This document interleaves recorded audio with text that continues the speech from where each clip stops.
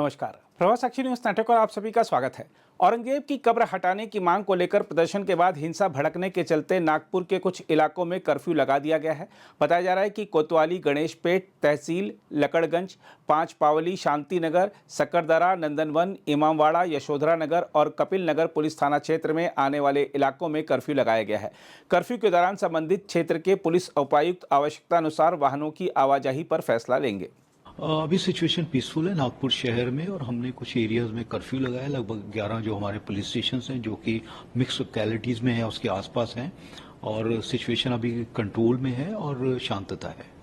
तो इसमें लगभग 50 से ज़्यादा लोगों को हमने इसमें कस्टडी में लिया है और इसके अलावा भी जो लोग सीसीटीवी में या फिर वीडियोस में या फिर सोशल मीडिया पे नजर आ रहे हैं इस तरह की हरकत करते हुए या शांतता को नुकसान पहुंचाते हुए या फिर पब्लिक प्रॉपर्टी को नुकसान पहुंचाते हुए, तो उन लोगों को भी हम आइडेंटिफाई कर रहे हैं और उनके ऊपर कार्रवाई कर रहे हैं। हम आपको बता दें कि सोमवार शाम करीब 7:30 बजे मध्य नागपुर के चिटनीस पार्क इलाके में तब हिंसा भड़क उठी थी जब अफवाह फैली कि औरंगजेब की कब्र को हटाने के लिए एक दक्षिणपंथी संगठन द्वारा किए गए आंदोलन के दौरान धर्म ग्रंथ जलाया गया है। इस दौरान पुलिस पर पथराव किया गया जिससे 6 आम नागरिक और 3 पुलिसकर्मी घायल हो गए। पुलिस के अनुसार पुराने भंडारा रोड के पास हंसपुरी इलाके में रात 10:30 से 11:30 बजे के बीच एक और झड़प हुई। चश्मदीदों के अनुसार बेकाबू भीड़ ने इलाके में कई वाहनों को आग के हवाले कर दिया, घरों और एक क्लिनिक में तोड़फोड़ की। एक वरिष्ठ अधिकारी ने बताया कि हिंसा में 3 पुलिस उपायुक्तों समेत 12 पुलिसकर्मी घायल हो गए हैं।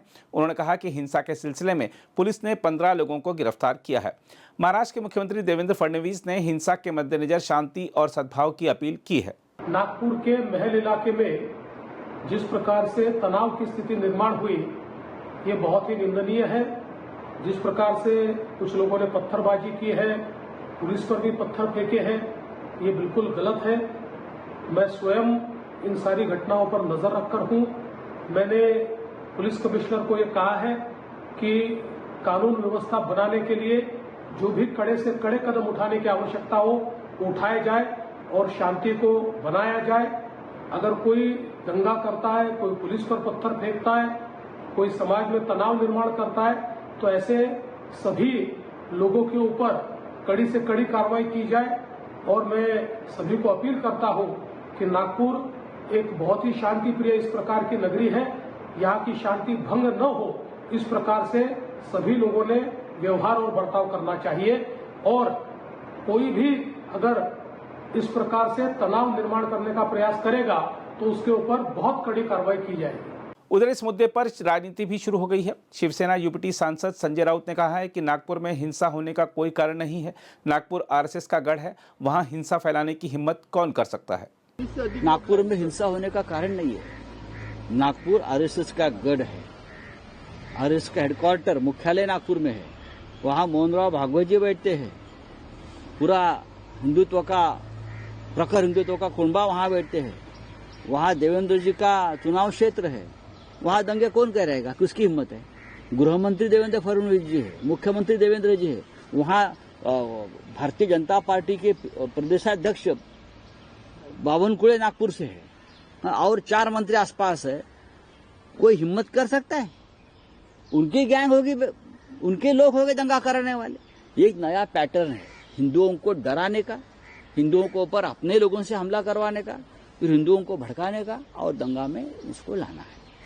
ये जो चल रहा है औरंगजेब के नाम से एक भय और डर पैदा कर रहे हैं, ये महाराष्ट्र को और देश को खत्म करने जा रहे हैं। अगर देवेंद्र जी फडणवीस में दम है तो जो दंगेखोर है ना, उनको मखौका लगाइए। औरंगजेब की कब्र की बात आप करते हो, क्यों उखाड़ने की बात करते हो आप? हम क्या कर सेवा करेंगे? क्या जरूरत है? जब बाबरी के लिए हमने कर सेवा की थी तो कांग्रेस की सरकार थी, राष्ट्रपति कांग्रेस के थे, प्रधानमंत्री कांग्रेस के थे।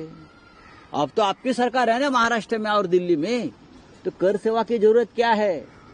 जाओ मोदी जी के पास, एक आदेश निकालो और सीपीडब्ल्यूडी के लोग जो है, केंद्रीय लोक निर्माण जो कहते हैं ना, सीपीडब्ल्यूडी, पीडब्ल्यूडी, उनके लोगों को बोलो जाओ तोड़ो, हिम्मत है तो आप तोड़ो ना। आप क्यों जाते हो? आप इतनी मशक्कत क्यों कर रहे हो भाई?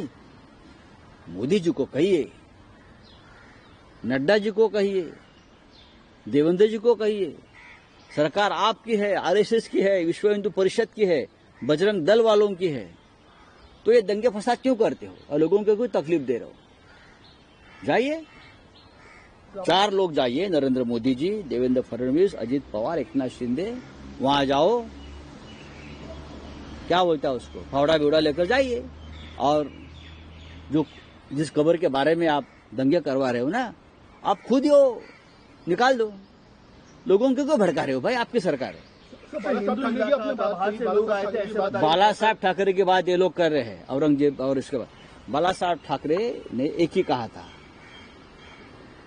हमारा मतलब, हमारा जो एक ध्येय है वो सिर्फ अयोध्या में राम मंदिर बनाना है, और अगर बाबरी उसकी आड़ आ रही है तो हम बाबरी को हटाएंगे, और हमारा एक ही मस्जिद से झगड़ा है, एक ही कब्र से झगड़ा है, और कोई बात हमारे मन में नहीं है। ये बाला साहब ठाकरे जी ने कहा था, हमारा कोई झगड़ा नहीं, हमारा झगड़ा बाबरी से है, हम बाबरी को हटाएंगे। बाला साहब जी ने करके दिखाया। अब तो ये बाला साहब के नाम पर कुछ भी करते हो, बाला साहब को बदनाम कर रहे हो, शिवाजी महाराज को बदनाम करते हैं, ये संभाजी महाराज को बदनाम करे। उनकी एक नीति है, ये लोगों की आरएसएस और भाजपा की विचारधारा है, शिवाजी महाराज उनके हीरो कभी नहीं रहे। इसीलिए विलन को पहले खत्म करो। औरंगजेब, अफजल खान, ये विलन है ना, विलन को खत्म करने के बाद हीरो का कोई महत्व नहीं रहता। तो हीरो को खत्म करने की साजिश है। Thank you. वहीं शिवसेना नेता और महाराष्ट्र सरकार में मंत्री संजय शिरसाट ने कहा है कि नागपुर में हुई हिंसा के पीछे महाविकास आघाड़ी का हाथ है। उन्होंने कहा कि जहां कब्र है वहां से कोई मुसलमान क्यों नहीं आ रहा है। देखो, नागपुर का जो हंगामा है, ये महाविकास आघाड़ी ने जानबूझ के वहां दंगल करवाई है। जहां कब्र है, मेरे मतदार संघ में, मैं वहां का पालक मंत्री हूँ, वहां एक भी मुसलमान आगे क्यों नहीं आ रहा है? क्या वजह है? मुसलमान तक चाहते नहीं है कि औरंगजेब की कब्र वहां हो रहे, इसलिए हमारा उनका भी सपोर्ट एक तरीके से हमारे पास है। और ये जो कर रहे हैं ना, सिर्फ मुस्लिमों को ये दिखाने की कोशिश कर रहे हैं कि हम तुम्हारे साथ में, लेकिन मुस्लिम औरंगजेब के साथ में नहीं है, ये वो नहीं जानते। कभी आदिवासी माजमी का बयान आता है, दूसरी तरफ से नीतीश राणे का बयान आता है, उसी को देख के होड़ लग गई है, हर कोई दो समुदायों को बांटने के लिए स्टेटमेंट दे रहे हैं। आप क्या कहना चाहते हैं इस पूरे में? पहले बयानबाजी किसने की है? अबू आजमी ने की, तो उसको जवाब तो देना पड़ेगा। तो नीतीश राणे ने दिया, कोई गलत नहीं किया, हम नहीं मानते उसने कोई गलत बयान दिया। अगर आप भी लेना चाहते हैं देश दुनिया की तमाम जानकारी, तो आज ही सब्सक्राइब करें हमारे चैनल को। साथ ही नीचे दिए बेल आइकन को जरूर दबाएं ताकि हर अपडेट आप तक पहुंच सके।